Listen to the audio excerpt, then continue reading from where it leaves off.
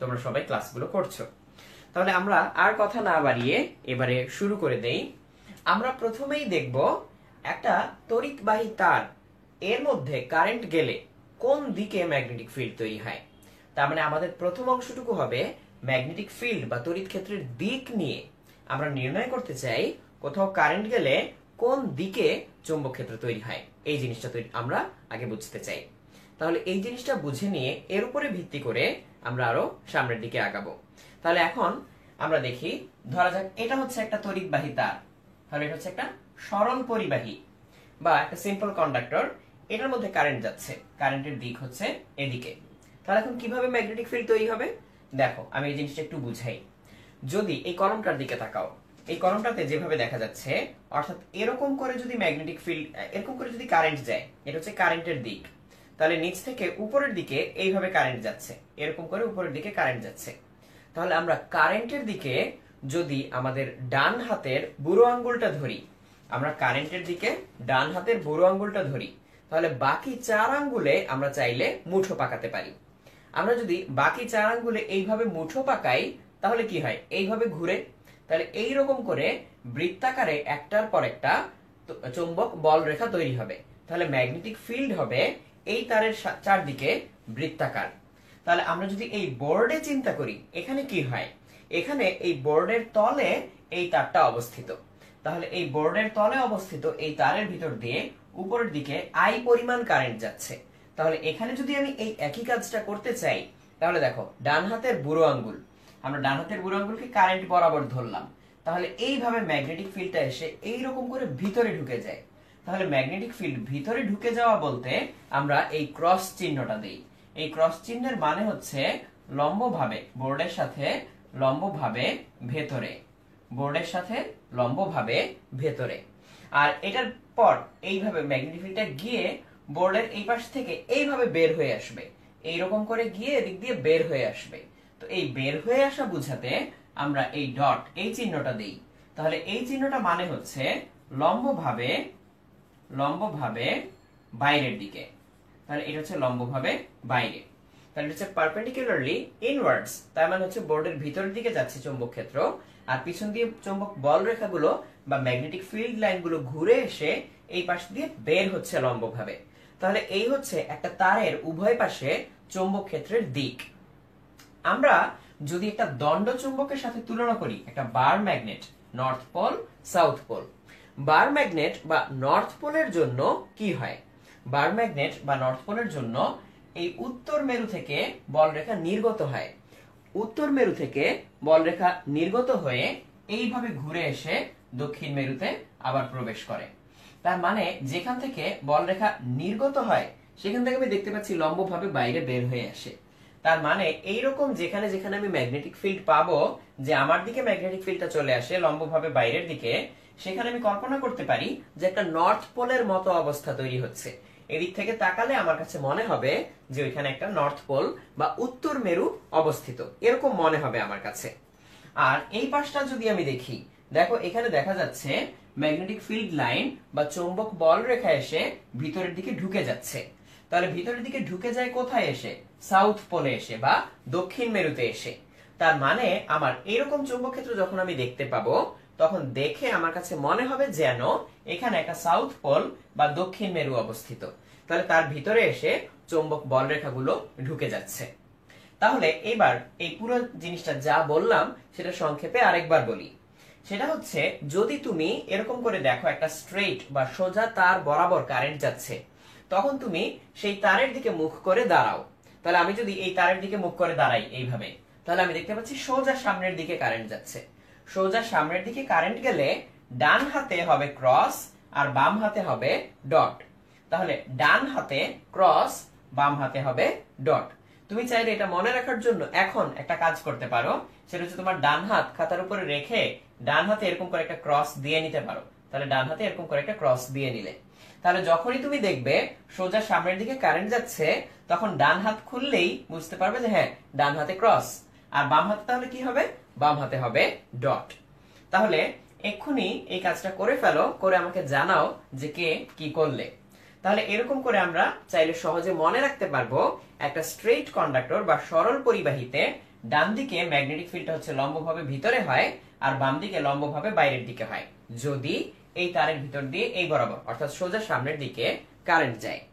তো এতক্ষণে আমি দেখতে পাচ্ছি যে আমাদের ক্লাসে আরো অনেকে এসে জয়েন করেছো, যেমন আমি দেখতে পাচ্ছি আকাশ, সাইফুল ইসলাম, ইনামুল হাসান, শাওন, তারপর আমি দেখতে পাচ্ছি মুনতাহা, তারপর মইনুল ইসলাম, আসিফ, মিতুল, ফাহিম, শূন্য, তারপর অনন্ত, তারপর আমি দেখতে পাচ্ছি মুসা, রাকিব, তারপর হাসিন সাফওয়াত বাড়ি, শ্রাবণ, তারপর আমি দেখতে পাচ্ছি বাদশাহ, জয়, আব্দুল মুনিম, রাজীব, নবীন, তারপর সাকিব ইবনে আলম, প্রিয়া আলী, ত্বকি, শুভ, তারপর হিমেল, নীল, রুমিতা, আব্দুল মুনিম, নীলিমা আবারো, তারপর শিমুল চৌধুরী, দুর্জয় চক্রবর্তী, ইব্রাহিম বিপ্লব, মিতুল, এবং শেষে আমি দেখতে পাচ্ছি এইমাত্র তোমাদের সবার প্রিয় শামির ভাইয়া আমাদের ক্লাসে এসে জয়েন করেছে। শামিরকে সবাই একবার হাই দিয়ে দাও। এরপর দেখতে পাচ্ছি উদয়, শ্রাবণ এবং আরো অনেকে তোমরা কমেন্ট করেছো। তো যারা যারা আমাদের এই ক্লাসটাতে এখন জয়েন করেছো এবং ক্লাসটা করছো তাদের সবাইকে ধন্যবাদ। তাহলে দেখো আমরা স্ট্রেইট কন্ডাক্টরের জন্য কোন দিকে চৌম্বক ক্ষেত্র হবে সেটা আমরা বের করে ফেলতে পারি। এবারে এর ভিত্তিতে আমি তোমাদেরকে একটা প্রশ্ন করব। তাহলে আমি যদি এর ভিত্তিতে একটা প্রশ্ন করি সেটা ঝটপট জবাব দেওয়ার জন্য রেডি হয়ে যাও। তাহলে আমার প্রশ্ন হচ্ছে, আমি এখন তোমাকে একটা নির্দিষ্ট দিকে কারেন্ট এঁকে দেব, তুমি বলবে কোন দিকে ক্রস হবে কোন দিকে ডট হবে। যেমন আমি এই দিকে একটা কারেন্ট এঁকে দিলাম, এটা হচ্ছে আমার কারেন্টের দিক আই। তাহলে তোমাকে বলতে হবে উপরে কি হবে আর নিচে কি হবে। তাহলে উপরে ক্রস হবে নাকি নিচে ক্রস হবে এটা আমাকে জানো, যে উপরে ডট নিচে ক্রস নাকি উপরে ক্রস নিচে ডট, এই জিনিসটা আমাকে এক্ষুনি কমেন্টে জানাও। তাহলে যারা এইটুকু দেখেছো যে কিভাবে এই দিকটা নির্ণয় করতে হয় তাদের কোনো সমস্যাই হওয়ার কথা না। তুমি চাইলে খাতায় এটা এঁকে খাতাটা নিজের সুবিধা মতো ঘুরিয়ে তারপর ডান হাতে কি হয় ক্রস নাকি ডট সেটা দেখে তুমি চাইলে বলতে পারো যে উপরে ক্রস হবে নাকি ডট হবে। তাহলে তোমার অ্যান্সারটা হবে এরকম যে উপরে ডট নিচে ক্রস, অথবা উল্টাটা উপরে ক্রস নিচে ডট। তাহলে এই উত্তরের অপেক্ষায় রইলাম। তাহলে এবার দেখি তোমরা কে কে কি অ্যান্সার করছো। অলরেডি আমি অনেকগুলো সঠিক উত্তর পেয়ে গিয়েছি। যেমন দেখতে পাচ্ছি মোহাম্মদ আদনানুল্লাহ, তুমি লিখেছো উপরে ক্রস নিচে ডট। এছাড়া আফিয়া সুলতানা, নীলিমা, জিদান, শিমুল চৌধুরী, মিতুল, শুভ, আহাদ, নীলিমা, বাড়ি, আরাফ হোসাইন, নাফিজ আলম, তারপর নবনী চক্রবর্তী, নিতু, তোমরা সবাই লিখেছো যে উপরে হবে ক্রস এবং নিচে হবে ডট, এবং এটাই সঠিক উত্তর। তো এরপরেও যারা যারা উপরে ক্রস এবং নিচে ডট লিখেছো তাদের সবার উত্তর সঠিক এবং তোমাদের সবাইকে অসংখ্য ধন্যবাদ। এবারে আমরা স্ট্রেইট কন্ডাক্টর থেকে ম্যাগনেটিক ফিল্ডের ডিরেকশন বের করতে পারি। এই জিনিসটা আমাদের এর পরবর্তী অংশে, এই চ্যাপ্টারের পরবর্তী অংশে খুবই খুবই হেল্প করবে। তাহলে এটা যেন আমরা কখনো ভুলে না যাই কোন দিকে কি হয়। তাহলে এইটুকু অবশ্যই তোমাকে মনে রাখতে হবে, এটা পরবর্তী অংশে অনেক কাজে লাগবে। এবারে আমরা একটা বৃত্তাকার কুণ্ডলিতে যাই। তাহলে আমরা একটা বৃত্তাকার তার নিলাম, এরকম বৃত্তাকার একটা পরিবাহী। এই বৃত্তাকার পরিবাহীতে কারেন্ট কিভাবে যেতে পারে? ক্লকওয়াইজ যেতে পারে অথবা অ্যান্টি ক্লকওয়াইজ যেতে পারে। তাহলে আমি এবার দুইটাই দেখাই। যদি কারেন্টটা ক্লকওয়াইজ যায় আর অ্যান্টি ক্লকওয়াইজ যায় সেক্ষেত্রে কি হয়। যদি কারেন্টটা ক্লকওয়াইজ যায়, এটা হচ্ছে কারেন্ট ক্লকওয়াইজ, ক্লকওয়াইজ ঘড়ির কাঁটার দিকে। তাহলে ক্লকওয়াইজ যদি কারেন্ট যায় তখন আমরা কিভাবে ম্যাগনেটিক ফিল্ডের দিক বের করব? এটা হচ্ছে কারেন্টের দিক। তখন নিয়মটা হচ্ছে বৃত্তাকার কুণ্ডলীর জন্য আবারও ডান হাত, ডান হাতের 4 আঙ্গুলকে আমি কারেন্টের দিকে ঘুরাবো। এখানে কারেন্ট ক্লকওয়াইজ, তাহলে আমি যদি কারেন্টের দিকে ক্লকওয়াইজ এই ডান হাতের 4 আঙ্গুল ঘুরাই তাহলে আমার বুড়ো আঙ্গুল কোন দিকে যায়? ভিতরের দিকে। আর ভিতরে মানে আমরা বলেছিলাম ক্রস সাইন। তাহলে এই হচ্ছে আমার ম্যাগনেটিক ফিল্ডের দিক। তাহলে এইভাবে ক্লকওয়াইজ যদি কারেন্ট যায় তাহলে ক্রস হবে। তাহলে ক্লকওয়াইজের জন্য কি হবে? ক্রস। এই বৃত্তাকার কুণ্ডলীর কেন্দ্রে চৌম্বক ক্ষেত্রের দিক হবে এই ভিতরের দিকে। আর যদি অ্যান্টি ক্লকওয়াইজ হয়, anti clockwise, anti clockwise, anti clockwise বা ঘড়ির কাঁটার বিপরীত দিকে ঘোরার জন্য উল্টো হবে। তাহলে এটা যদি আই হয় তাহলে আমি ডান হাতের 4 আঙ্গুলকে ঘড়ির কাঁটার উল্টো দিকে যদি ঘুরাই তাহলে বুড়ো আঙ্গুল বাইরের দিকে আসে। তাহলে এই যে এরকম করে ঘোরালে এটা বাইরের দিকে আসে। তাহলে বাইরের দিকে আসা মানে তো ডট, তাহলে অ্যান্টি ক্লকওয়াইজ হলে এই বৃত্তাকার কুণ্ডলীর কেন্দ্রে চৌম্বক ক্ষেত্রের দিক হবে বাইরের দিকে, অর্থাৎ ডট। তাহলে ক্লকওয়াইজ হলে ক্রস, অ্যান্টি ক্লকওয়াইজ হলে ডট। এটাকে আমরা চাইলে আরো সুন্দরভাবে মনে রাখতে পারি। দেখো, আমরা ক্লকওয়াইজ চিহ্নগুলো দিলাম, এখানে কি হওয়ার কথা ছিল? ক্রস, তাই না? তাহলে দেখো, ক্রস মানে কি? সাউথ পোল ছিল না, দক্ষিণ মেরু। তাহলে দেখো, এখানে আমি একটা সুন্দর করে এস লিখলাম। এস এর দুই মাথায় তীর চিহ্ন দিয়ে দিলে এর ডিরেকশনের সাথে মিলে যায়। তাহলে যেহেতু এস এর তীর চিহ্নগুলো এই ডিরেকশনের সাথে মিলে যায়, তার মানে এইভাবে যদি কারেন্ট যায় তখন এখানে সাউথ পোল তৈরি হবে, আর সাউথ পোল মানেই ক্রস। এবারে আমরা এইখানে আসি। এখানে হচ্ছে অ্যান্টি ক্লকওয়াইজ ঘুরে, তাহলে বাইরের দিকে।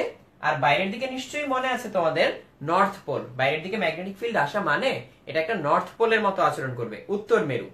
তাহলে আমি এইখানে এন লিখে দিতে পারি। তাহলে এখানে আমি এক কাজ করলাম, একটা এন লিখে দিলাম। এন এন লিখে তার দুই মাথায় তুমি তীর চিহ্ন দাও, দেখো সুন্দর করে এটার সাথে মিলে যায়। তাহলে এইভাবে তুমি চাইলে সহজেই মনে রাখতে পারবে বৃত্তাকার কুণ্ডলীতে কোন দিকে কারেন্ট গেলে ম্যাগনেটিক ফিল্ড কোন দিকে হবে। সাউথ পোল মানে ভিতরের দিকে, আর নর্থ পোল মানে বাইরের দিকে। তাহলে আশা করি এই অংশটুকু সবাই বুঝতে পেরেছো। তো এইটুকু যারা যারা বুঝে গেলে, এরপর আমরা যখন বৃত্তাকার কুণ্ডলী নিয়ে কাজ করব, অর্থাৎ এরকম কয়েল নিয়ে কাজ করব, সলিনয়েড নিয়ে কাজ করব, তখন ম্যাগনেটিক ফিল্ডের ডিরেকশন বুঝতে তোমার কোনো সমস্যাই হবে না। তাহলে আশা করি এইটুকু সবাই বুঝতে পেরেছো। এবারে আমি এর পরের অংশে চলে যাচ্ছি। এতক্ষণ ধরে আমরা দেখেছিলাম যে ম্যাগনেটিক ফিল্ডের ডিরেকশন কোন দিকে হয়, দিক কোন দিকে হয়। এবারে আমরা দেখব ম্যাগনেটিক ফিল্ডের মান বা ম্যাগনিটিউড কতটুকু। এটা করার জন্য আমাদের ফর্মুলা হচ্ছে বায়োট-স্যাভার্টস ল বা বায়োট-স্যাভার্টের সূত্র। তাহলে এই বায়োট-স্যাভার্টের সূত্রটা কিরকম আমরা একটু আগে দেখে আসি। ধরা যাক এই হচ্ছে আমার একটা তার, এই তারের ভিতর দিয়ে কারেন্ট যাচ্ছে আই পরিমাণে। আমি এক কাজ করলাম, এই তারের মধ্যে ছোট্ট একটা অংশ ডিএল কেটে নিলাম। তাহলে এই ডিএল অংশের কথা চিন্তা করি।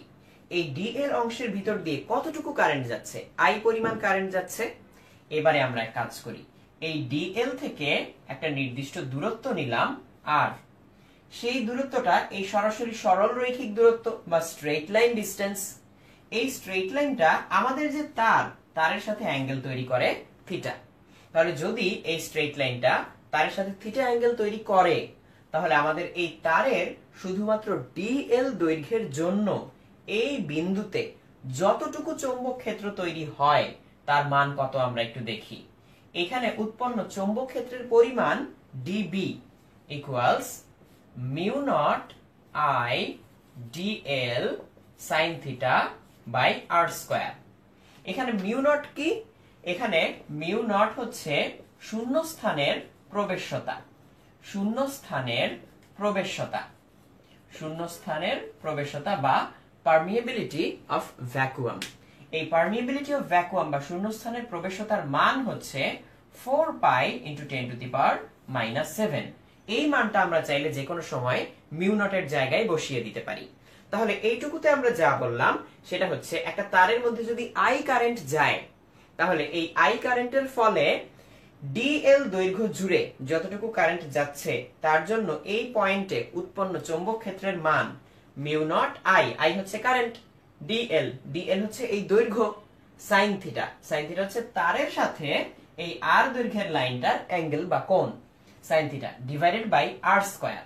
তাহলে আমরা পেয়ে গেলাম এই এতটুকু তারের জন্য কতটুকু ম্যাগনেটিক ফিল্ড তৈরি হয়।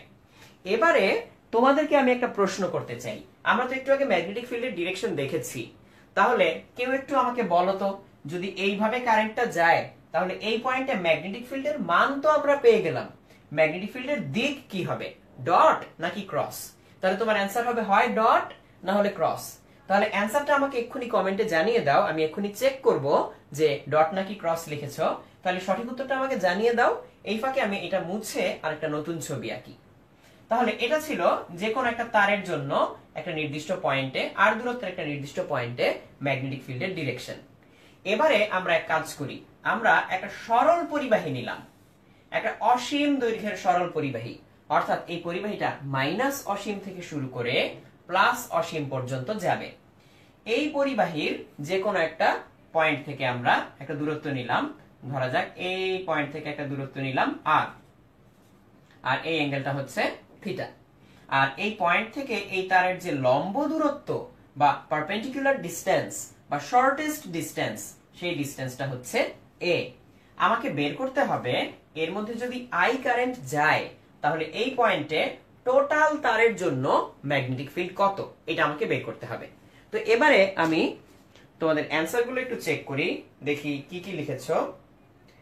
যেমন অনেকেই লিখেছো ক্রস, যেমন অনেকেই ক্রস লিখেছো, নীল লিখেছো ক্রস, তারপর আমি দেখতে পাচ্ছি নিতু লিখেছো ক্রস, কিন্তু মিতুল, মাসুদ মহিউদ্দিন মিতুল, তুমি লিখেছো ডট। তারপর রিফাত রেজওয়ানা লিখেছো ক্রস, আরো অনেকে ক্রস লিখেছো, কিন্তু কেউ কেউ লিখেছো ডট। যেমন মিতুল লিখেছিলে ডট, আরো দুই একজন লিখেছো ডট। তো যারা যারা ডট লিখেছো তাদের উত্তরটা হচ্ছে সঠিক। যারা যারা ডট লিখেছো তাদের উত্তরটা সঠিক। তাহলে এর সঠিক উত্তর হচ্ছে ডট। কেন? কারেন্টটা কি নিচের দিকে যাচ্ছিল, তো আমি যদি নিচের দিকে তাকাই, ডান হাতে থাকবে ক্রস, বাম হাতে থাকবে ডট, ওইটা বাম দিকে ছিল তখন, তাই অ্যান্সারটা হচ্ছে ডট। তাহলে যাদের যাদের অ্যান্সার ডট তাদের উত্তরটা সঠিক। যেমন আমি আরো কয়েকজনের উত্তর দিতে পাচ্ছি। যেমন এইমাত্র তোমাদের আয়মান ভাইয়া কমেন্ট করেছে যে অ্যান্সারটা হবে ক্রস। না আয়মান, অ্যান্সারটা ক্রস হবে না, অ্যান্সারটা হবে হচ্ছে ডট। যেমন আরাফ, আরাফ হচ্ছে ডট লিখেছো, মোহাম্মদ আলী ডট লিখেছো, তারপর ফাহিম তুমি লিখেছো ডট হতেও পারে। আচ্ছা আয়মান আসলে সবার অ্যান্সার দেখে ক্রস বলে দিয়েছো, তার মানে হচ্ছে ক্লাসে মনোযোগী হতে হবে, তাই না? তাহলে যারা আয়মানের চেয়ে মনোযোগ দিয়ে ক্লাস করছিলে তারা ঠিকই পেরেছো যে এখানে অ্যান্সারটা হবে ডট। তাহলে আমরা আগের অ্যান্সারটা পেয়ে গিয়েছি ডট। এবার আমরা এই প্রবলেমটা সলভ করি। এখানে একটা অসীম দৈর্ঘ্যের পরিবাহী ছিল, মাইনাস ইনফিনিটি থেকে প্লাস ইনফিনিটি পর্যন্ত এই তারটা যাচ্ছে। এই তারের মধ্যে কারেন্টের মান হচ্ছে আই। এই পয়েন্ট থেকে, এই নির্দিষ্ট পয়েন্ট থেকে আমরা একটা দূরত্ব নিলাম, এই দূরত্বটা হচ্ছে আর, সরাসরি স্ট্রেট লাইন ডিসটেন্স।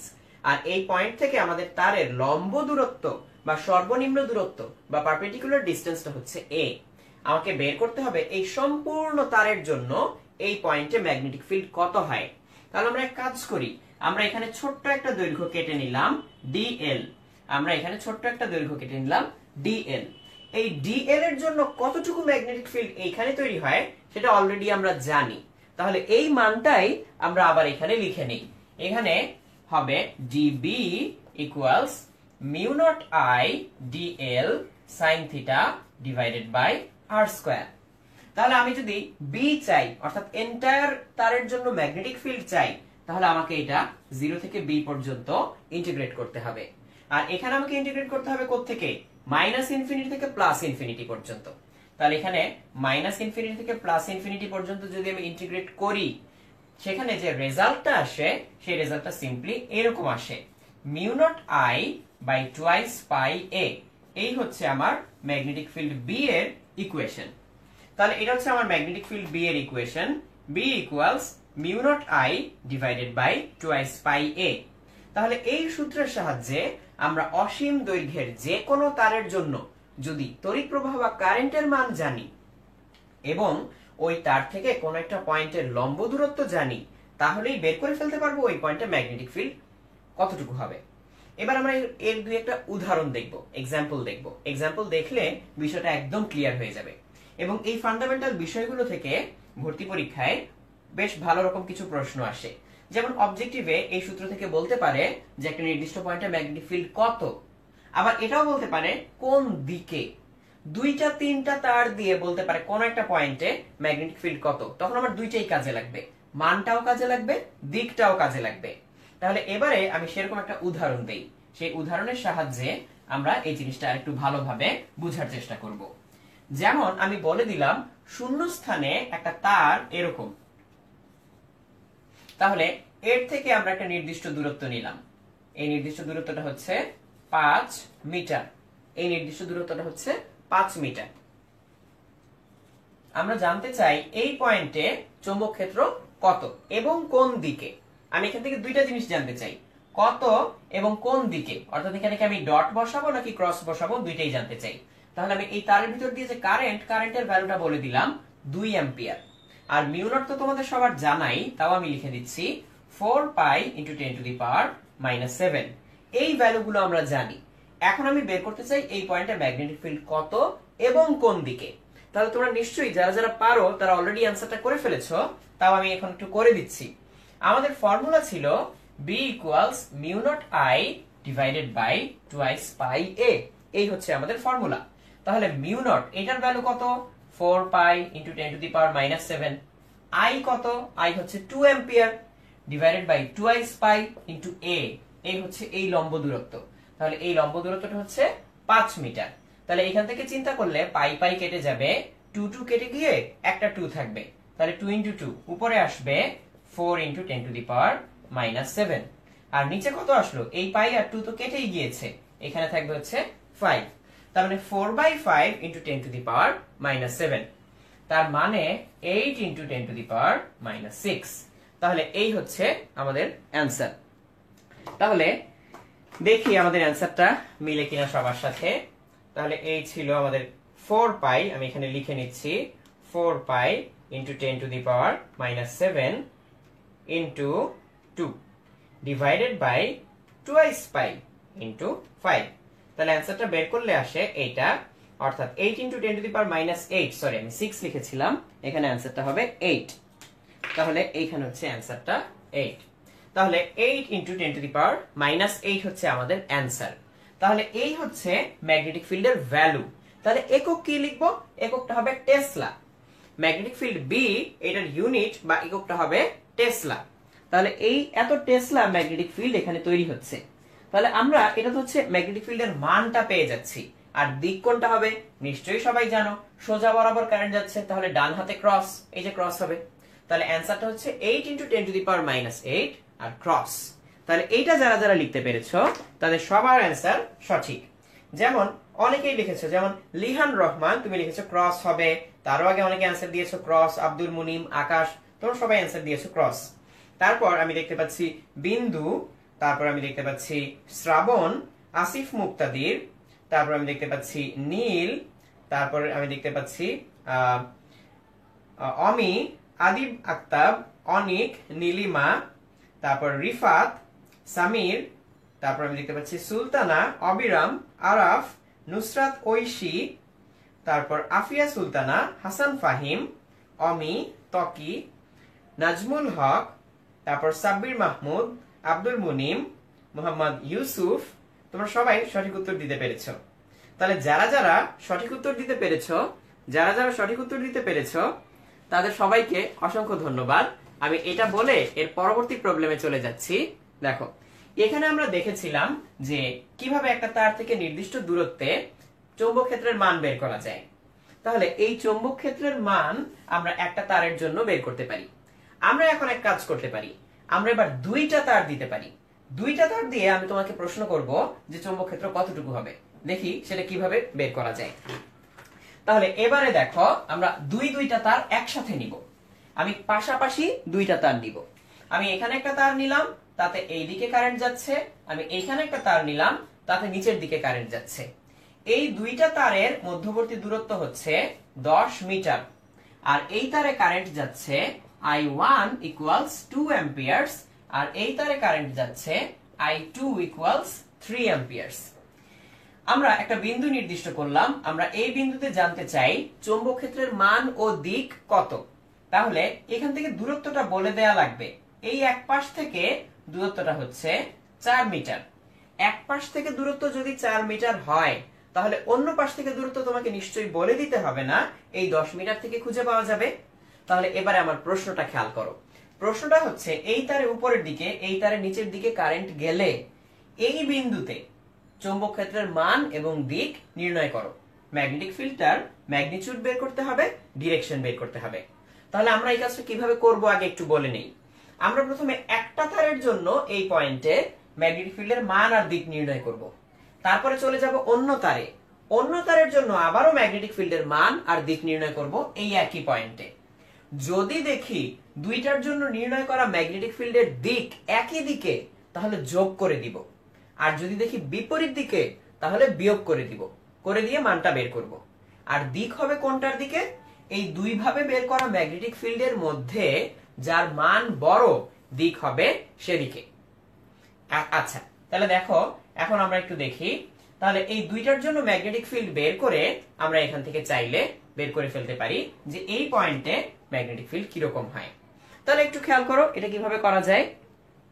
এইমাত্র আমি দেখতে পাচ্ছি আরো অনেকে আমাদের ক্লাসে এসে জয়েন করেছো। আমি দেখতে পাচ্ছি আলামিন, নিলয়, তারপর জান্নাত আনিকা, তাসনুভা, মোহাম্মদ সাহিম আহমেদ, তারপর আফিয়া সুলতানা, তোমরা এসে ক্লাস করছো। তাহলে একটু আমরা এখানে হিসেবটা করে বের করে ফেলি। তাহলে দেখো, যারা এতক্ষণ ধরে ধৈর্য ধরে দেখছিলে তারা এটা পারার কথা, যারা পারবে তারা অ্যান্সার লিখে ফেলো, আর আমি করে দিচ্ছি। প্রথমে 1 নাম্বার তারের জন্য এই পয়েন্টে আমি ধরে নেই ম্যাগনেটিক ফিল্ড B1, আর 2 নাম্বার তারের জন্য ম্যাগনেটিক ফিল্ড ধরে নিলাম B2। এবার এই দুইটা থেকে আমি ডিসিশন নিব। 1 নাম্বার তার থেকে দূরত্ব 4 মিটার, তাহলে 2 নাম্বার তার থেকে দূরত্ব 6 মিটার। তাহলে 1 নাম্বার তারের জন্য চিন্তা করি, B1 equals mu not I1, I1 হচ্ছে 2 অ্যাম্পিয়ার, ডিভাইডেড বাই 2i পাই, এই প্রথম তার থেকে দূরত্ব 4। এইটা হচ্ছে 1 নাম্বার তারের জন্য। আর 1 নাম্বার তারের সোজা বরাবর কারেন্ট যাচ্ছে, তাই ডান হাতে ক্রস, তাহলে এটার জন্য হবে ক্রস। এইবার B2 বের করি। তাহলে উপরেটা নিশ্চয়ই বুঝতে পেরেছো, আরেকবার একটু বলে নেই। 1 নাম্বার তারের জন্য 1 এর জন্য দূরত্বটা হচ্ছে 4 আর কারেন্ট হচ্ছে 2, তাহলে mu naught I divided by 2i pi a, সেই মানটাই আমি এখানে বসাচ্ছি। দূরত্বটা হচ্ছে 4 মিটার, কারেন্টের মান 2, আর দিকটা হচ্ছে ক্রস, কারণ নাক বরাবর কারেন্ট গেলে ডান হাতে আমরা ক্রস পাই। এবার B2 তে আসি। B2 তে কিন্তু নিচের দিকে কারেন্ট যাচ্ছে, তাহলে নিচের দিকে করে যদি আমি তাকাতাম তখন ডান হাতে ক্রস পড়তো, তখন কিন্তু এদিকে ক্রস ওদিকে ডট হয়ে যেত। তাহলে নিচের দিকে যেহেতু কারেন্ট যাচ্ছে, এবার উল্টা এইদিকে হবে হচ্ছে ক্রস, আর মানটা কত হবে মিউ নট ইনটু কারেন্ট কত এখানে 3 অ্যাম্পিয়ার, ডিভাইডেড বাই 2i পাই, দূরত্ব কত 6, এইটা। তাহলে দূরত্ব হচ্ছে 2i পাই, এখানে 6, আর এখানে হচ্ছে মিউ ইনটু 3। এবার এটার দিক কোন দিকে? এইটার দিকও আসলে ক্রস, এটার দিকও কেমন ক্রস। তাহলে এটার দিকও যদি ক্রস হয়, তাহলে আমরা দেখতে পাচ্ছি এই দুই তারের জন্য একই দিকে ম্যাগনেটিক ফিল্ড তৈরি হচ্ছে, সেম ডিরেকশনে ম্যাগনেটিক ফিল্ড তৈরি হচ্ছে। তাহলে এই পয়েন্টে B1 প্লাস B2 করলেই আমি অ্যান্সারটা পেয়ে যাব, যেহেতু একই দিকে। তাহলে এটার জন্য ডান দিকে ছিল ক্রস, আর নিচেরটার জন্য এই উল্টাটার জন্য বাম দিকে হবে ক্রস। তাহলে total magnetic field B equals B1 plus B2। তাহলে আমরা যদি এখান থেকে mu naught by 2i pi common নেই, তাহলে এখানে হাফ এখানে হাফ যোগ করলে আসে 1, তাহলে অ্যান্সারটা হবে মিউ নট বাই 2i পাই। তাহলে মিউ নট এর ভ্যালু তো জানি 4 pi into 10 to the power -7, তাহলে এখানে লিখে ফেলি 4 pi into 10 to the power -7। তাহলে এখান থেকে 2i পাই কেটে গেলে 2 থাকবে। অ্যান্সারটা হবে 2 ইনটু 10 টু দি পাওয়ার -7। অ্যান্সারটা হচ্ছে 2 ইনটু 10 টু দি পাওয়ার -7। এই হচ্ছে আমাদের অ্যান্সার। আর দুইটাই ক্রস ছিল, তাহলে যোগ হয়ে অ্যান্সারটাও ক্রসই থাকবে। তাহলে এইবার দেখি কে বুঝতে পারো। তাহলে অলরেডি অনেকেই কমেন্ট করে ফেলেছো, যেমন দেখতে পাচ্ছি যে B1 ইকুয়ালস B2, এটা অনেকেই অ্যান্সার করেছো। হ্যাঁ, আমি ইচ্ছা করে এখানে B1 আর B2 এমন দিয়েছিলাম যাতে মানটা সমান সমান হয়। তাহলে সমান সমান হলে যারা যারা এইটা ভুল করবে যে এটার জন্য ক্রস হবে ওইটার জন্যও ক্রস হবে, তাদের কিন্তু অ্যান্সার 0 চলে আসবে, কারণ তারা ভাববে একটা ক্রস একটা ডট, তাহলে বিয়োগ করে দিব 0 হয়ে যাবে। কিন্তু না, একটাতে কারেন্ট যাচ্ছে উপরের দিকে, তাই তার জন্য ডান হাতে ক্রস, আরেকটার জন্য কারেন্ট নিচের দিকে, তাই এটার জন্য বাম হাতে ক্রস, উল্টা হয়ে যাবে। তাহলে এখানে দুইটার জন্যই হবে ক্রস। তাই B1 B2 এর মান সমান, এই পর্যন্ত সবার ঠিক ছিল, দুইটার মান সেম, কিন্তু দুইটা একই দিকে হওয়ায় বিয়োগ না হয়ে যোগ হবে, যোগ হয়ে অ্যান্সারটা আসবে এইটা 2 ইনটু 10 টু দি পাওয়ার -7। তাহলে অ্যান্সারটা হচ্ছে 2 ইনটু 10 টু দি পাওয়ার -7। যেমন আমি দেখতে পাচ্ছি অনিক, সৌরভ, তারপর আমি দেখতে পাচ্ছি ইশরাত জাহান, উদয়, ফাহিম, নাইমা, মোহাম্মদ নাজমুল হক, ঐশী, তারপর আমি দেখতে পাচ্ছি নীলিমা, অমি, জান্নাত আনিকা, মিতুল, তারপর আমি দেখতে পাচ্ছি আব্দুল মুনিম, তারপর তামিমা, মোহাম্মদ জহিরুল, হৃদয় সরকার, অনিক, তকি, আনিসুজ্জামান শুভ, তারপর অনিন্দ, তারপর অমি এবং আবারও তকি। তোমরা সবাই কমেন্ট করেছো 2 into 10 to the power -7 Tesla এবং দিকটা হচ্ছে ক্রস। তো এই অঙ্কটা পারার জন্য আগের সবটুকু নলেজ লাগে। আজকে আমরা যা যা শিখেছিলাম ক্লাসের শুরু থেকে সেই সবটুকু নলেজ লাগে। তাহলে যারা এইটুকু ঠিকমতো করে ফেলতে পেরেছো, তার মানে তাদের এইটুকু অংশ পুরোপুরি ক্লিয়ার। অসংখ্য ধন্যবাদ তোমাদেরকে। যারা যারা পারলে তাদেরকে অবশ্যই ধন্যবাদ। আর যাদের প্রথমে ভুল হয়েছিল তারা পরে আবার ঠিক করে নিয়েছো। আচ্ছা, তোমাদের আইমান ভাই এখন আর অ্যান্সার করতে চাচ্ছে না, মনে হয় হাতে ক্যালকুলেটর নেই। এটা করার জন্য অবশ্য ক্যালকুলেটর লাগেও না, যারা যারা একটু বেশি বুদ্ধিমান তারা ক্যালকুলেটর ছাড়াই করে ফেলতে পারবে। তাহলে একটু দেখা যাক এরপরে আমরা এখান থেকে আর কি বের করতে পারি। আমরা এতক্ষণ ধরে সরল পরিবাহী নিয়ে কথা বলছিলাম। সরল পরিবাহীতে কিভাবে ম্যাগনেটিক ফিল্ড একটা বা দুইটা তারের জন্য বের করা যায় আমরা দেখে ফেলেছি। এবার আমরা আবার বৃত্তাকার পরিবাহীতে একটু ফিরে যাই। বৃত্তাকার পরিবাহীতে আমরা আবারও সেই বায়ার-স্যাভার্টের সূত্রটা কাজে লাগাতে পারি। তাহলে এই হচ্ছে আমাদের বৃত্তের কেন্দ্র। তাহলে এই যদি হয় বৃত্তের কেন্দ্র, এখানে বৃত্তাকারে কারেন্ট যাচ্ছে, ধরা যাক এই ছোট্ট একটা ডিএল দৈর্ঘ্য আমরা ধরে নিলাম, তার ভিতর দিয়ে কারেন্ট যাচ্ছে আই। তাহলে এই বৃত্তের রেডিয়াস যদি হয় আর এবং তার ভিতর দিয়ে কারেন্ট যদি যায় আই, তাহলে এইভাবে এই বৃত্তাকার পরিবাহীর কেন্দ্রে কতটুকু ম্যাগনেটিক ফিল্ড তৈরি হবে তা আমরা জানতে চাই। সেটা করার জন্য আমাদেরকে আবার ইন্টিগ্রেট করতে হবে। তাহলে ইন্টিগ্রেট করলে একই যে মানটা আমরা পেয়েছিলাম, অর্থাৎ mu naught I dl sine theta by r square, এটা ছিল আমাদের ডিবি। সেটাকে আমরা 0 থেকে b পর্যন্ত ইন্টিগ্রেট করব। আর এখানে সাইন থিটা সবসময় 90, কেন জানো? কারণ আমরা ডিএল এর সাথে যখনই আর রাখবো, দেখো ডিএল এর দিক কোন দিকে আর আর এর দিক কোন দিকে, অ্যাঙ্গেলটা সবসময় 90 ডিগ্রি হয়। 90 ডিগ্রি হলে সাইন 90 কিন্তু 1, তাই আমরা চাইলে পরের লাইনে সাইন 90 কে মুছে দিতে পারি। আর পুরোটা ঘুরে আসতে আমার লিমিট বসাতে হবে 0 থেকে টুয়াইস পাই আর, অর্থাৎ পুরোটা ঘুরে আসলাম 0 থেকে টুয়াইস পাই আর। তাহলে পরের লাইনে আমি এক কাজ করি, এই টুয়াইস পাই আর লিখি, মিউ নট আই ডিএল লিখি, আর স্কয়ার লিখি। সাইন থিটা কেন লিখলাম না? কারণ সাইন 90 সব জায়গায় সাইন 90 হয়ে যায়, এটা আর লিখতে হচ্ছে না। তাহলে এই যদি করি আমি, তাহলে এখান থেকে ইন্টিগ্রেট করলে বি এর মান চলে আসবে mu naught I divided by twice r. এইখানে একটু খেয়াল করে দেখো, সবচেয়ে ইম্পর্টেন্ট ব্যাপার, এখানে হচ্ছে পাই নেই, এই জায়গায় পাই নেই, এইটা আলাদা করে লিখে রাখো, পাই নেই। অর্থাৎ সরল পরিবাহীর মধ্যে হচ্ছে পাইটা থাকে, বৃত্তাকার পরিবাহীতে পাই থাকে না। আচ্ছা, আইমান বলেছে যে তুমিও তখন তাহলে একটা ফিজিক্স লাইভ ক্লাস নিয়ে নিতে পারতে। আমরা এক কাজ করি, আমরা এক সময় আইমানের কাছ থেকে একটা ফিজিক্স লাইভ ক্লাস নিয়ে নেব। হ্যাঁ, তাহলে আগে তোমাদেরকে বলে রাখলাম, দেখা যাক আইমানের পরে কি করে। তাহলে এর মধ্যে আইমান নিশ্চয়ই ফিজিক্স পড়াশোনা শুরু করে দিবে এখনই। তাহলে দেখো, আমরা এক কাজ করি, b equals mu naught I by twice r, এই ফর্মুলা দিয়ে কয়েকটা অঙ্ক করি, করলে আমরা এটাও খুব ভালোভাবে বুঝে যাব। তাহলে দেখো, আমরা এরকম করে একটা বৃত্তাকার কুণ্ডলী আগে এঁকে নেই আলাদা করে, তারপর আমরা এই ফর্মুলাটা এইমাত্র যেটা শিখলাম সেটাকে একটু মডিফাই করে ফেলবো। কিরকম করে দেখো, আমি এক্ষুনি লিখেছিলাম b equals mu naught I divided by twice r. এটা বৃত্তাকার কুণ্ডলীর জন্য অনেকে মনের ভুলে এখানে পাই দিয়ে ফেলবে, কারণ বৃত্তের সাথে পাই রিলেটেড, বাট এখানে কিন্তু পাই নেই। তাই আমি আগেই তোমাকে লিখে রাখতে বলেছিলাম যে এই সূত্রে পাই হয় না। এবারে আমি সামনে ছোট্ট করে একটা এন দিয়ে দিলাম। এই এন এর পরিচয় কি? এই এন এর পরিচয় হচ্ছে কুণ্ডলীর পাক সংখ্যা। তাহলে এই কুণ্ডলীতে পাক সংখ্যা যদি একটা হয়, তাহলে আমরা যে সূত্র শিখেছিলাম সেটাই থাকবে, এন এর মান 1 হলে b equals mu naught I by twice r. কিন্তু আমি যদি এমন করি, আমি একটা কুণ্ডলী নিয়ে একটা প্যাচ দিলাম, তারপর আরো একটা প্যাচ দিলাম, দুইটা, তখন যদি তার ভিতর দিয়ে আই কারেন্ট যায়, তাহলে কি দুইটা তারের ভিতর দিয়ে আই কারেন্ট যাচ্ছে, তাহলে ডাবল ম্যাগনেটিক ফিল্ড তৈরি হবে। যদি তিনটা প্যাচ দেই, 3 গুণ ম্যাগনেটিক ফিল্ড তৈরি হবে। চারটা প্যাচ দিলে 4 গুণ ম্যাগনেটিক ফিল্ড তৈরি হবে। তাই এই জন্য আমি সামনে একটা এন দিয়ে দিলাম, যে আমি একটা কুণ্ডলীর মধ্যে এন সংখ্যক প্যাচ দিলে এন গুণ বেশি ম্যাগনেটিক ফিল্ড তৈরি হবে। তাহলে এটা ছিল হচ্ছে আমার ফাইনাল ফর্মুলাটা। তাহলে এবার আমরা এটা দিয়ে একটু অঙ্ক করি। তাহলে আমরা প্রথমে ধরে নিচ্ছি যে একটা তারের মধ্যে একটাই কুণ্ডলী, একটাই প্যাচ, একটা কুণ্ডলীর মধ্যে একটাই প্যাচ, তাহলে কতটুকু ম্যাগনেটিক ফিল্ড তৈরি হয় আমরা দেখি। তাহলে এই একটা প্যাচ দিলাম, তাহলে এখানে বলে দিলাম n ইকুয়ালস 1। তাহলে এবার কারেন্টটা বলে দিই, কারেন্ট I ইকুয়ালস 2 অ্যাম্পিয়ার্স।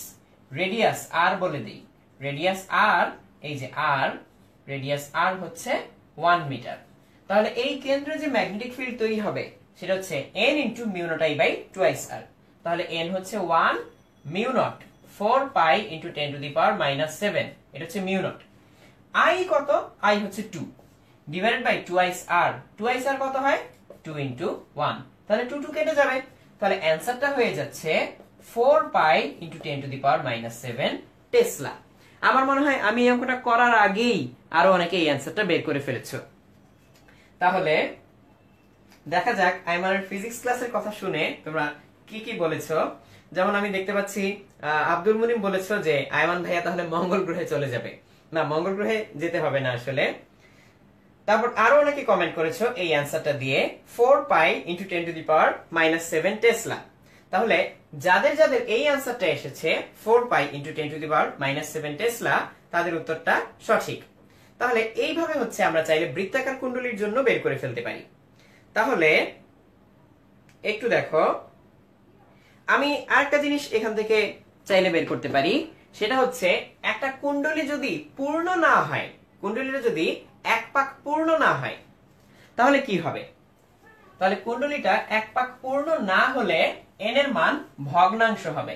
সেটাও কিন্তু হওয়া পসিবল।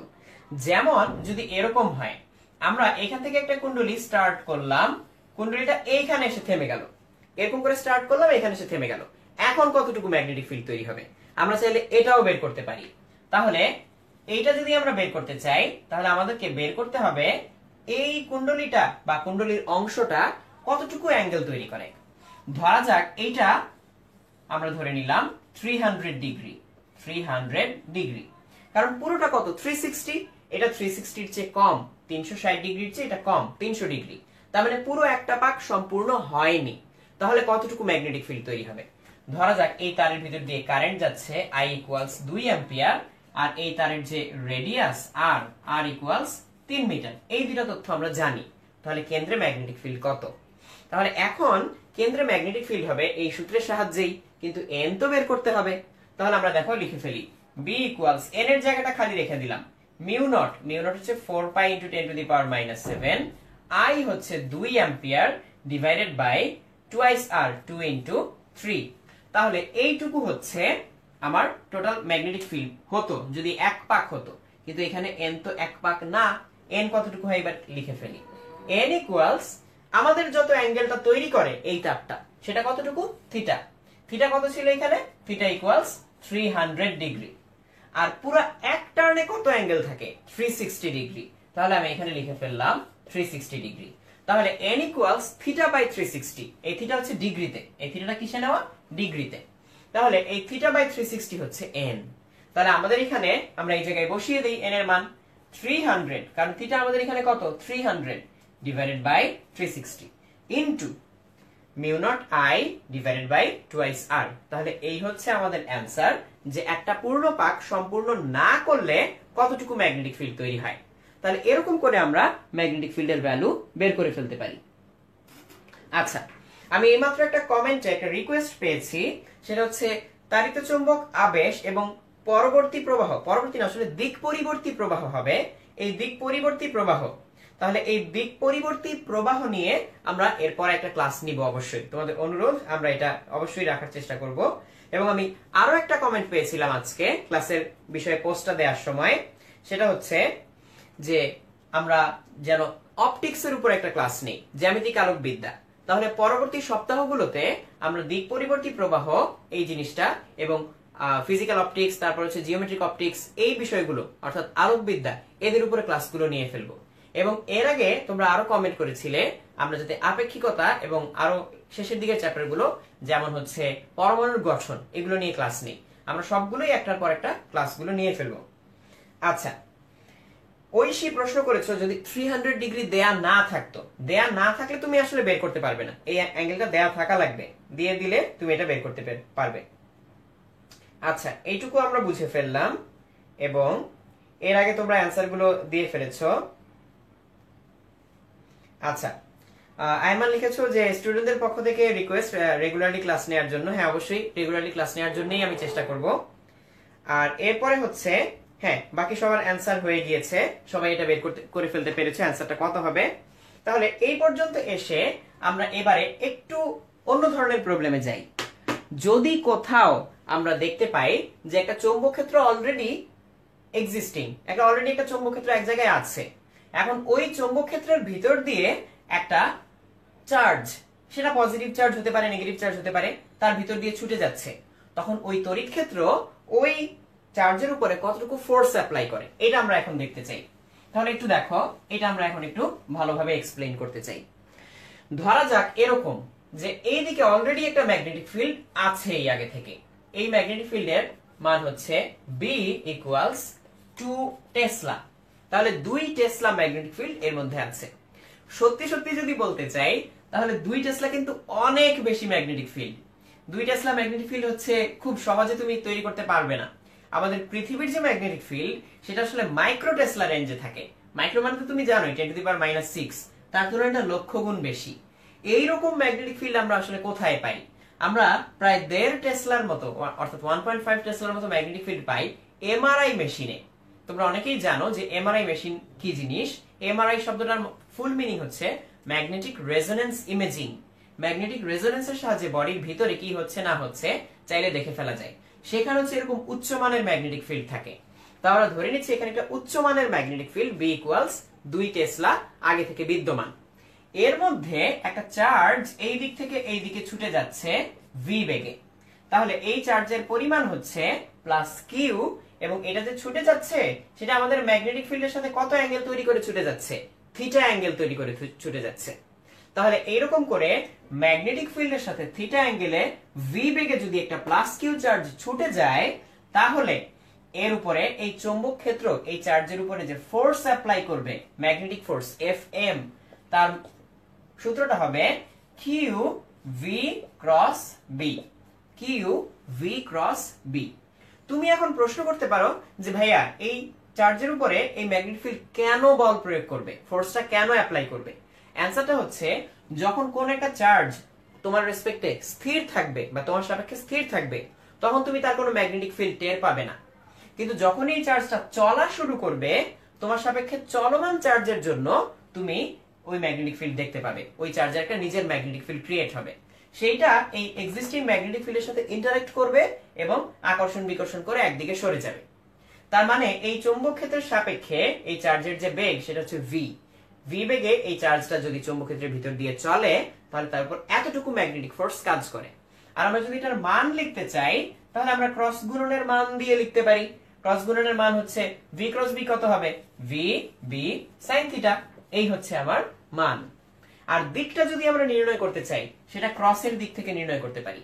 দেখো তো যে উদাহরণটা দিলাম সেখানে v কোন দিকে? এদিকে, আর b হচ্ছে এদিক বরাবর। তাহলে v উপরের দিকে কোণাকুণি আর b হচ্ছে সামনের দিকে। এবার একটু মনে করে দেখো, তোমরা অনেক আগে চ্যাপ্টার 1 এ অর্থাৎ ভেক্টরে পড়েছিলে কিভাবে ক্রস গুণনের দিক নির্ণয় করতে হয়। তাহলে এই দিকে যদি হয় v, এই দিকে b, তাহলে v ক্রস b ডান হাতের 4 আঙ্গুলকে প্রথম থেকে দ্বিতীয় ভেক্টরের দিকে ঘোরাতে হয়। তাহলে v ক্রস b ভিতরের দিকে আসে। তাহলে এই ফোর্সের ডিরেকশনটা আসবে ভিতরের দিকে অর্থাৎ ক্রস। তার মানে এই চার্জটা এই দিকে যেতে যেতে এই সামনের দিকে যেতে যেতে আস্তে আস্তে ভিতরের দিকে বাঁক নেওয়া শুরু করবে। এইভাবে যেতে যেতে এইভাবে ভিতরে ঢুকে যাবে। কিন্তু এটা যদি প্লাস চার্জ না হয়ে একটা মাইনাস চার্জ হতো তখন কিন্তু কিউ এর জায়গায় মাইনাস কিউ হতো। কি হতো? কিউ এর জায়গায় মাইনাস কিউ হতো। তুমি একটা ভেক্টরের আগে যদি মাইনাস বসাও তাহলে নিশ্চয়ই দিকটা উল্টে যায়। তাহলে এই প্লাস চার্জ যেমন ভিতরে যাচ্ছে ওই মাইনাস চার্জ তখন বাইরের দিকে চলে আসতো। তাহলে দেখো একটা প্লাস চার্জের জন্য এই ম্যাগনেটিক ফোর্সের ডিরেকশন v ক্রস b এর ডিরেকশন, কিন্তু একটা মাইনাস চার্জের জন্য এখানে একটা এক্সট্রা মাইনাস সাইন চলে আসবে। তার মানে এইরকম আমরা যদি এরকম দিতাম এটা একটা মাইনাস কিউ, তাহলে এখানে লিখতাম আমরা মাইনাস কিউ। তাহলে তখন v ক্রস b কোন দিকে? ভিতরের দিকে। তাহলে v ক্রস b এর সামনে মাইনাস বসালে এটা হয়ে যেত এরকম ডট অর্থাৎ বাইরের দিকে। তাহলে প্লাস না মাইনাস সেটার উপরেও ডিপেন্ড করবে যে চার্জটা ম্যাগনেটিক ফিল্ডের ভিতর দিয়ে যাওয়ার সময় কোন দিকে সরে যাবে। তাহলে এই হচ্ছে আমাদের পুরো সূত্রটা। এবারে আমি একটা ছবি আঁকবো, ছবি এঁকে একটা চার্জ দিব এবং তার ডিরেকশন দিব। তোমরা আমাকে বলবে ম্যাগনেটিক ফোর্সের মান কত আর ম্যাগনেটিক ফোর্সের দিক কোন দিকে, এই দুইটা আমাকে বলতে হবে। তাহলে আমি এটা একটু মুছে দিচ্ছি, মুছে দিয়ে এখনই এই জিনিসটা তোমাদেরকে করতে দিচ্ছি। তাহলে দেখো এইটা হচ্ছে আমাদের ম্যাগনেটিক ফিল্ড। আমরা ম্যাগনেটিক ফিল্ডের ডিরেকশনটা একই দিকে রাখলাম। এই হচ্ছে আমার ম্যাগনেটিক ফিল্ড B। আর আমরা এর মধ্যে এই দিকে একটা চার্জ দিলাম, এটা হচ্ছে v। আর এই চার্জের পরিমাণটা হচ্ছে -3 কুলম্ব। -3 কুলম্ব চার্জ এই দিকে আসে। এখন আমাকে তো এই অ্যাঙ্গেলটা বলতে হবে, তাই না? ম্যাগনেটিক ফিল্ডের সাথে এই অ্যাঙ্গেলটা। তাহলে আসলে ম্যাগনেটিক ফিল্ডের সাথে ভি এর অ্যাঙ্গেল কোনটা? এইদিকে যাচ্ছে ম্যাগনেটিক ফিল্ড, এইদিকে ভি। তাহলে এদের দুইজনের মাঝখানে অ্যাঙ্গেল আসলে এইটা। এটা হচ্ছে ম্যাগনেটিক ফিল্ড, এটা হচ্ছে ভি। এই দুইজনের মধ্যে অ্যাঙ্গেলটা আমি বলে দিই। অ্যাঙ্গেল হচ্ছে theta equals 120 degrees. Theta equals 120 degrees. তাহলে এইখান থেকে দেখে তোমাকে বের করতে হবে যে ম্যাগনেটিক ফোর্সের ডিরেকশন কোন দিকে আর মানটা কত হয়। তাহলে এটা বের করে ফেলতে হবে। তাহলে এবার আমরা শুধু মান যদি বিবেচনা করি তাহলে এফ এম সেটা কত হবে? সেটা হচ্ছে q v B sine theta. এখান থেকে হচ্ছে আমরা ম্যাগনেটিক ফিল্ডের মান পেয়ে যাব, তাই না? এখান থেকে ম্যাগনেটিক ফিল্ডের মানটা পাওয়া যাবে। তাহলে আমরা শুধু মানটা যদি বের করতে চাই তাহলে আমরা এখান থেকে করে ফেলতে পারি। কিউ হচ্ছে শুধু মান হচ্ছে 3 কুলম্ব। ভি হচ্ছে আমরা দেইনি এখনো, ভি এর মানটা দিয়ে দেই 2 মিটার পার সেকেন্ড। এই ভি দিয়ে দিলাম 2 মিটার পার সেকেন্ড। তাহলে ভি আমরা এখানে বসাবো। তাহলে 3 × 2 × বি। এই বি এর মানটা এখন দিয়ে দিচ্ছি। বি এর মানটা হচ্ছে 2 টেসলা। তাহলে বি এর মান দিয়ে দিলাম 2 টেসলা। তাহলে 2 দিয়ে গুণ করলাম। তাহলে আমরা কিউ ভি বি বসিয়ে দিয়েছি। মাঝখানে থাকবে sin 120 ইনটু sin 120। তাহলে অ্যানসারটা চলে আসবে 6√3। তাহলে অ্যানসারটা চলে আসলো 6√3। এটার ভ্যালু কত? ভ্যালু হচ্ছে 10.39 নিউটন। তাহলে এই হচ্ছে আমাদের ম্যাগনেটিক ফোর্সের মান। এবারে তোমাদের কাছ থেকে আমি জানতে চেয়েছিলাম এই ম্যাগনেটিক ফোর্সের ডিরেকশন কোন দিকে হবে। এটা কি ভিতরের দিকে হবে নাকি বাইরের দিকে হবে, অর্থাৎ ডট হবে নাকি ক্রস হবে, এইটা আমি তোমাদের কাছ থেকে জানতে চেয়েছিলাম। তাহলে একটু খেয়াল করে দেখো এটার অ্যানসারটা কি হয়। আমরা এক কাজ করি, আমরা দেখি ভি কোন দিকে আর বি কোন দিকে। আমি একটু এদিকে এসে দাঁড়াই। তাহলে ভি হচ্ছে এই দিকে আর বি হচ্ছে আমার দিকে। তাহলে ভি ক্রস বি, দেখো ভি ক্রস বি এদিকে, তাহলে ভি ক্রস বি বাইরের দিকে। কিন্তু আমরা যদি ফর্মুলা লিখি F m equals minus q into v cross B, এটা মাইনাস কিউ ছিল, মাইনাস চার্জ, তখন ভি ক্রস বি এর ডিরেকশন বাইরে হলেও এই মাইনাসের জন্য এফ এম এর ডিরেকশন হয়ে যাচ্ছে ভিতরে। অর্থাৎ আলটিমেটলি অ্যানসারটা হচ্ছে ক্রস। কেন আবার বলি, ভি ক্রস বি করলে এখানে বাইরের দিকে পাওয়া যায়, আর এই সামনের মাইনাসের জন্য সেটা হয়ে যাচ্ছে ভিতরের দিকে। তাহলে দেখি কে কে অ্যানসার দিতে পেরেছো। যেমন আমি দেখতে পাচ্ছি জান্নাত আনিকা, তুমি অ্যানসার দিয়েছো ক্রস। তারপর আমি দেখতে পাচ্ছি আসাদুদ্দিন আব্দুল্লাহ, তুমি লিখেছো ক্রস। নাইম জামান একটু ভুল করেছো, ডট লিখেছো, হবে ক্রস। জয়ন্ত কর্মকার, তারপর জান্নাত আনিকা, রাব্বিল মিশু, তারপর তাজুল ইসলাম, নাইম জামান, নাজমুল হাসান, আফিয়া সুলতানা, তোমরা সবাই অ্যানসারটাও বের করতে পেরেছো 10.39 নিউটন, এবং তার সাথে দিকটাও বের করে ফেলেছো। দিকটা হবে হচ্ছে কি হবে? দিকটা হবে হচ্ছে বাইরের দিকে আসছে ক্রস, আর ভিতরের দিকে চলে আসবে, ভিতরের দিকে চলে আসলে আসবে হচ্ছে ক্রস, আর বাইরের দিকে ডট। তাহলে দেখো আরেকবার ফাইনালি শেষে বলি অ্যানসারটা কি হচ্ছে। ভি ক্রস বি, এই দেখো ভি ক্রস বি করলে বাইরের দিকে আসতো, বাট এই মাইনাসের কারণে কি হয়ে যাবে, আবার ভিতরে ঢুকে যাবে, তাই না? ভি ক্রস বি করলে বাইরের দিকে আসতো ডট, তাহলে অ্যানসারটা হবে ভিতরের দিকে, অর্থাৎ ক্রস। তাহলে এই অ্যানসারটা হচ্ছে ক্রস। তাহলে যারা যারা এই অ্যানসারটা দিয়েছো তাদের উত্তরটা সঠিক। সুমাইয়া তাসনিম, তোমারও অ্যানসার হয়েছে, তোমার কথা আমরা বললাম। আব্দুল মুনিম লিখেছো ক্রস, হ্যাঁ ক্রসই অ্যানসার আমাদের। তারপর সাদ লিখেছো ঘুরানোটা আরেকবার বলতে, তাহলে ঘুরানোটা আরেকবার একটু বলি। দেখো আমরা ভি এদিকে নিয়েছি, বি আমাদের দিকে, তাহলে ভি ক্রস বি, ভি থেকে বি এর দিকে ঘুরাবো। ভি ক্রস বি বাইরের দিকে আসে, এই যে ভি ক্রস বি এটা বাইরের দিকে, তার সামনে একটা মাইনাস, মাইনাস কিউ, তার জন্য উল্টে গিয়ে বাইরের দিকের বদলে ভিতরের দিকে হয়ে যাবে, অর্থাৎ ক্রস হবে হচ্ছে অ্যানসার। তাহলে এই হচ্ছে আমাদের অ্যানসার। তাহলে আমরা দেখতে পাচ্ছি আমাদের এই অঙ্কের অ্যানসার হচ্ছে 10.39 নিউটন, আর দিক হচ্ছে ক্রস। তাহলে এই দিয়ে আমরা হচ্ছে আমাদের এখনকার প্রথম ক্লাসটা চাইলে শেষ করতে পারি। এর পরের ক্লাসে আমরা কি কি করব আগে থেকে একটু বলে দিই। এর পরের ক্লাসে আমরা খুবই ইম্পর্টেন্ট একটা টপিক নিয়ে আলোচনা করব, সেটা হচ্ছে হল বিভব বা হল ভোল্টেজ। এই হল ভোল্টেজ নিয়ে আমরা আলোচনা করব। এছাড়া আমরা দেখব একটা কুণ্ডলীর উপরে টর্ক কতটুকু হয়, ম্যাগনেটিক ফিল্ডের ভিতরে যদি একটা কুণ্ডলী থাকে তার উপর কতটুকু টর্ক হয় সেটা আমরা বের করব। এছাড়াও ভূচুম্বকত্ব নিয়ে আমরা আলোচনা করব। অর্থাৎ পৃথিবীর চৌম্বক ক্ষেত্রের কারণে যে ঘটনাগুলো ঘটে, অর্থাৎ বিনতি কোণ, বিচ্যুতি কোণ, এগুলো angle of deviation and angle of dip, এই জিনিসগুলো নিয়ে আমরা আলোচনা করব। এছাড়া ভূচুম্বকে আরো কিছু উপাদান থাকে, আমরা নানান রকম ম্যাটেরিয়াল দেখতে পাই, আমরা প্যারাচুম্বক, ফেরোচুম্বক, তারপর ডায়াচুম্বক, এই জিনিসগুলো দেখতে পাই, এগুলো নিয়ে কথা বলবো। এবং সব শেষে আমরা চাইলে হিস্টেরেসিস লুপ নিয়ে কথা বলতে পারি। তাই দ্বিতীয় ক্লাসটাতে জয়েন করার আমন্ত্রণ জানিয়ে আমরা এই ক্লাসটা শেষ করব। তবে যাবার আগে একটা কথা, সেটা হচ্ছে অবশ্যই এই ক্লাসে তোমরা যা যা শিখলে সেটা যদি বন্ধুদের সাথে শেয়ার করে দাও, তাহলে তারাও তোমাদের সাথে এই জিনিসগুলো বুঝে যাবে এবং তোমরা পরে আরো জটিল সমস্যাগুলো নিয়ে নিজেরা আলোচনা করতে পারবে। তাহলে রাত 9টায় আবার দেখা হচ্ছে।